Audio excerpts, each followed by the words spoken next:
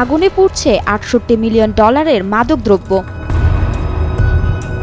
গাড়ি থেকে নামানো হচ্ছে একের পর এক ট্রাঙ্ক, আর তা থেকে বের হচ্ছে কোকেন সহ আরও নানা মাদকদ্রব্য।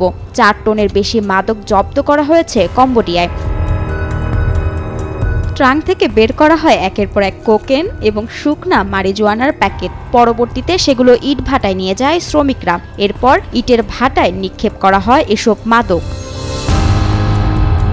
উত্তর পূর্ব মিয়ানমার, উত্তর পশ্চিম থাইল্যান্ড এবং উত্তর লাওসের মধ্যবর্তী সোনালী ত্রিভুজ এলাকা থেকে পাচার করা হয় এসব মাদকদ্রব্য।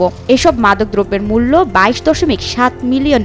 তবে অবৈধ বাজারে এর দাম দ্বিগুণেরও বেশি। 4 টন 100 কেজি এ দ্রব্যের দাম পড়বে প্রায় $68 মিলিয়ন। আজকে আমরা এখানে যে ওষুধগুলো পুড়িয়েছি সেগুলোর ওজন ছিল 4 টন এবং 100 কেজি। যদি আমরা নগদে হিসাব করি তাহলে সেগুলোর মূল্য হবে $22.7 মিলিয়ন। অবৈধ বাজারে সেগুলোর মূল্য হবে $67 থেকে $68 মিলিয়ন। শুক্রবার ধ্বংস করা মাদক গত 3 বছরে জব্দ করা হয়েছিল, যা এবছরের জুন মাসে মাদকদ্রব্য ব্যবহার ও অবৈধ পাচারের বিরুদ্ধে আন্তর্জাতিক দিবসের আগে এগুলো পুড়িয়ে ফেলা হয়।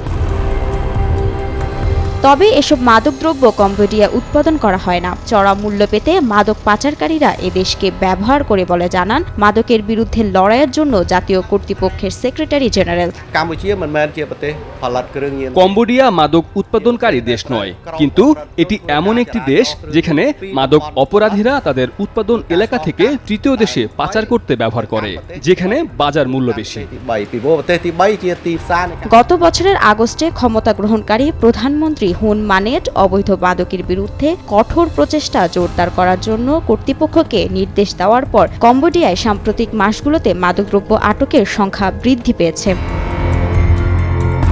কম্বোডিয়ান কর্তৃপক্ষের মতে এ বছরের প্রথম 5 মাসে প্রায় 10,000 মাদক সম্পর্কিত সন্দেহভাজনকে গ্রেপ্তার করা হয়েছে এবং 4.7 টন অবৈধ ওষুধ জব্দ করা হয়েছে।